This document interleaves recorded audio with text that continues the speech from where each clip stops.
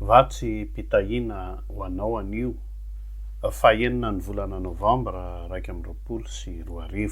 Ny vatsy mpitahina ho antsika indray anio dia hitantsika ao amin'ny Jakoba 4:1 ny andininy 7:12 ka hatramin'ny 7:12 vakina amin'ny anaran'i Jesosy.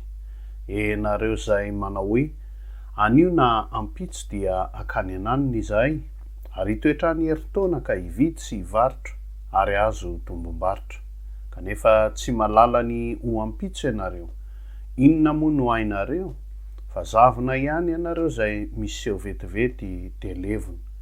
Faly eo manao izao, raha sitrapony ny topoka velona izahay dia ataonay izao na izany. Amen. Vavakitsika.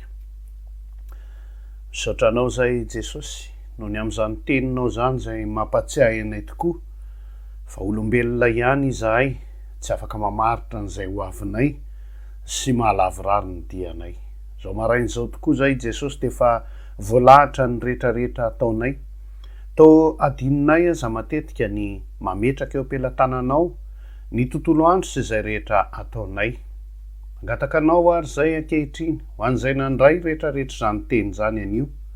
Mampianaranay hanapahindrena ka tsy andahatra mialohan'ny mpandahatra intsony izahay.